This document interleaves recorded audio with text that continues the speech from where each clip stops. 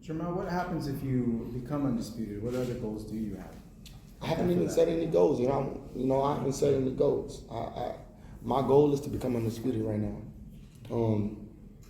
I felt like winning a belt was a huge thing. Now everybody can win a belt. You know what I'm saying? Like, I feel like becoming undisputed is a major thing, and then everybody can become undisputed. Like, I see, like, like Devin Haney, for instance, he got opportunity. God put him in place to be undisputed. Now I'm realizing that's just what it is. You know what I'm saying? So this is one of the biggest achievements a boxer can make, becoming undisputed, to obviously fight for undisputed, to even be an opportunity. So it's like, I'm gonna take this moment and enjoy it. I'm gonna have fun when I get in there on May 14th. I'm 5 days before my birthday. I'll be turning 32 May 19th.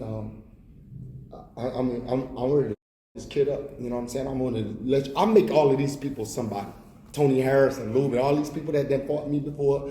Nobody knew who these people was. Nobody knew who Brock Steiner was. After he fought me, his fucking followers go up. But you got that crowd that want to see. And I hope I get the judges that really understand boxing. You know what I'm saying? This is what boxing is. Not, let's get the knockout. Everybody's so used to me knocking people out. The moment I don't knock somebody out, they say, oh, it's an issue with this kid. Something ain't right. Because why? I didn't knock him out? Like, goddamn, this is a skillful sport. You gotta pay the bills with this.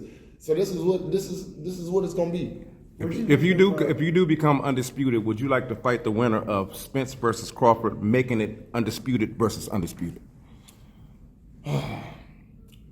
I have no intentions to fight my stablemate. Now Crawford could get that work. I don't give a about him. I don't know that. The nigga don't know me. We can make anything happen. But when you got an emotional terror to somebody, like that's like me fighting my twin brother. Now, like Spence said, if that money right, they putting that brick bread out there, and we gonna get in there with anybody. You know what I'm saying? We're not gonna turn down nobody. Neither was Spence, neither none of these people. Crawford did shit in 154. How y'all want him to fight me? I'm telling y'all, I'm trying to become undisputed right now. How are we talking about somebody that ain't even fought in the division? How do he just jump from there to there? Like what connection do he got to this world? You know what I'm saying? Like with that tall lanky man. So speaking of that, what'd you make of him and Lubin and him saying that he wants you guys next? Right. They didn't put this is what I do, If that's what Al Heyman has in store for me, and I got other when you become a champion like this, you got mandatories after mandatories, you got all of these people on the way.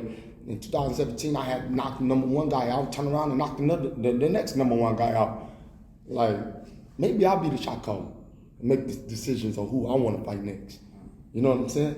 Fundora, go fight somebody else. I don't know. Crawford, go fight. Y'all fight each other. I'm busy.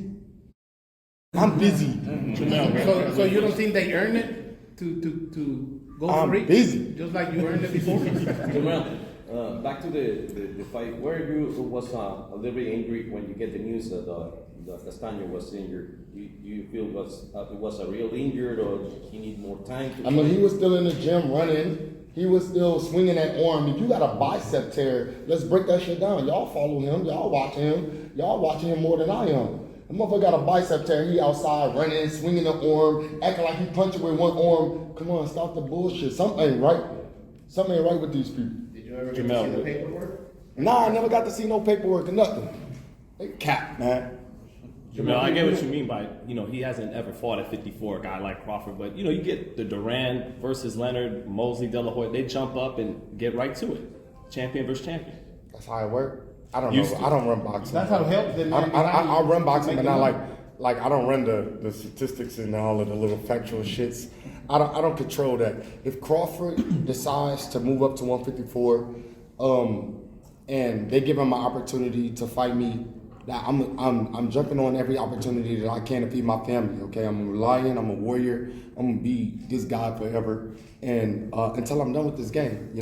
Like how many more fights do I got in me? You know what I'm saying? I want to move up to 160. I feel like some of these guys can't mess with me. My twin brother is at 160. I got respect for him and let him do his thing. Move up with me. I don't know what they got in store, bro. Like, I'm excited about the future for us. I'm excited about what, you know, just everything, you know. Like, I don't know what else to tell you about the Crawford kid.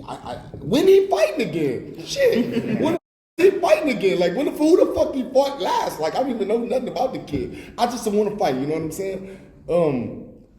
Don't ask me about Crawford, because that ain't in my division. Like, we talking about a 147 pounder that was a 140 pounder. We need to fucking comprehend. I get it. He won the undisputed, right? At 147 and 140. This shit is different when they get down to 147. 147, 154, 160, 68. This shit is different. But speaking of your division, though, do you think it all about cementing yourself as one of the great 54s with Trinidad and Terry Norris? And Well, the good thing is I've been ranked number 3 when Floyd Mayweather was a champion. And then Canelo was a champion. And then Cotto, I was right there. Like, I think I was number 2. And then it was Cotto. And then I started passing them up. And then all of a sudden I fought John Jackson. And then I became the champion. And for the, WBC, I lost it to Tony Harrison, which I really didn't lose, but I just got to accept it. And then I moved on, and I'm still the champion at 154. I mean, once the story is written, the book is finished, y'all will come back and say, Jermell Charlo did a hell of a job at 154. Like I held it down. And I'm proud of that. I'm proud of what I've done in the division. But I gotta get Castano out the way. I gotta show y'all Mexican fans and Argentinian fans why I'm number 1 guy that's been the number 1 guy for so many years. I possess a different type of strength. I have a different type of power when I punch. I'm the haggler and the horns put together, and I got 12 rounds to do it. Jermell, you would be the first undisputed champion in your division in the 4-belt era. This is not my water. Essentially, it's my water.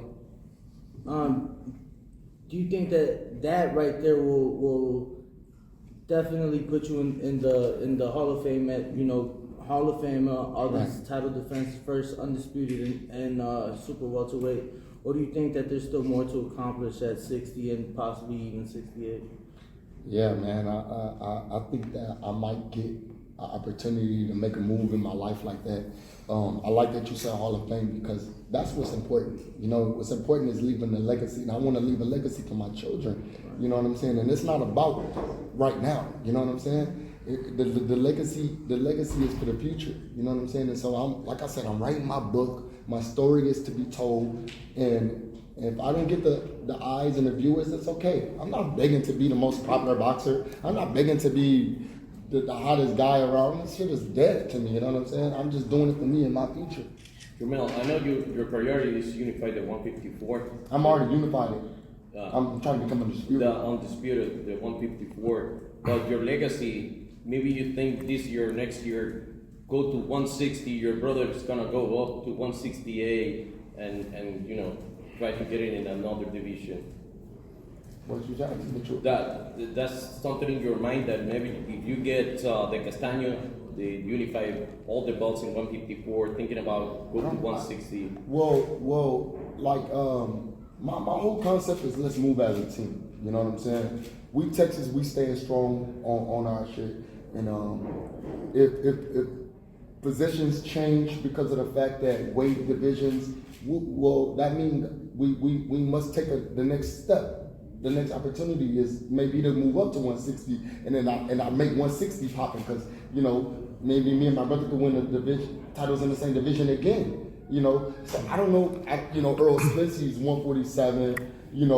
And I know he want to become undisputed champion at any division. It just become undisputed just is amazing. So I don't know if Earl Spence want to do it at 147. If 147 is pushing him to be 154 and he want to accomplish that goal, and I know I can make 160, and then let's move this shit over. Let's everybody just make us shift. We could talk as a team. Everybody try to pin y'all against each other, and that's not the objective. It's a millions of fighters out there and millions of dollars out there. This man is holding them. So we got to make sure that he can put us in the middle of the ring. And it's not about fighting one another. How am I going to coach me and Earl and we're going to fight each other? This shit don't make sense. Y'all want to see some sparring, pay me millions of dollars for sparring? That's not what it's about.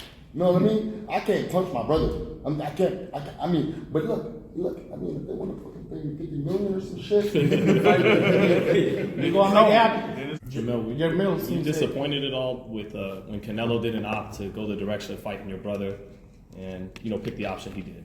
It seemed like you wanted that fight for your brother. Well, I really just want my brother to be more like me in boxing, and that's like, but with his division, he has no control a little bit, you know, over who makes what and what, you know, he talking shit to somebody at 168, you know what I'm saying? So, I mean, if my brother was given the opportunity like me, he would take him, you know what I'm saying? I think, you know, and sometimes I was just like, you know, talk your shit more, you know what I'm saying, and be you more. Don't worry about it. And then they're gonna come talking. They gonna when you at the top, they're gonna do that to you. They're gonna talk about you. They're gonna try to, you know, just take you out of there. You know, they when you at the top, they're gonna try to make you go to the bottom. There's nothing else that you can do. You know, and people don't know how to hit rock bottom and bounce back up. I'm one of them type of people. I can go to the bottom and come right back to the top. You know what I'm saying? And so when Canelo didn't take the opportunity to fight my brother, you know, it just, you know, when you look at Canelo's career, you're like, hey, you made it, you did it. You know, and after I knocked her out, I want y'all to look at Jamel, hey, we're gonna just be at his fights. You know, like he can do what the fuck he want right now. Like, you know what I'm saying? Instead of just, Canelo deserved the opportunity. He deserved whatever he's trying to accomplish right now. You know what I'm saying? Buying horses and big ass horses and shit for his partners and shit. That shit tight to me. Like, that's motivation to me. What do you think of the fights with him, with Jamal and Canelo and Jamal and David? That seems like the two fights. And when Munguia couldn't come to the table, unfortunately, you know, they tried to make that fight, but. Yeah, what happened with that shit? Like, it's not, you know what I'm saying? At the end of the day, I think that my brother is doing everything he can. You know what I'm saying? He want to fight who he can fight. If he can't get the fight, he got to fight whoever. You know what I'm saying? And that's again, what Stephen was saying, appreciate what you can get. Y'all can't, you know what I'm saying? Y'all want Maul to fight Canelo. Yeah, if he don't fight Canelo with y'all bash him, you know what I'm saying? That's the thing about it. You can't go into that situation and saying what y'all can't understand. Motherfuckers don't even make fights. Y'all don't even know how to judge a fight sometimes.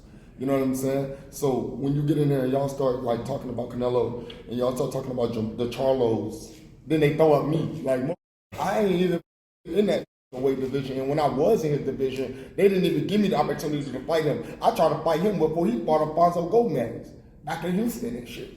Like, you know what I'm saying? And James Kirkland and shit. Like, I've been trying to make that shit happen. I'm off that guy. He can't fight me. He won't fight me. He moved up to 175. He fighting big old motherfuckers. And that's cool. That's an accomplishment to me right there alone. You know, he's dedicated. He trains very hard. He works hard. You know, you got to give the man his flowers. That's what it's about right now. It's about, you know, like Earl Smith, for instance, you know, his career to me, all of the situations and tragic situations, and he still arrives to be one of the top. Look how he's moving right now. Like, that's tight to me. Like, that's what I like that. That give me more like that furious to be one of them guys.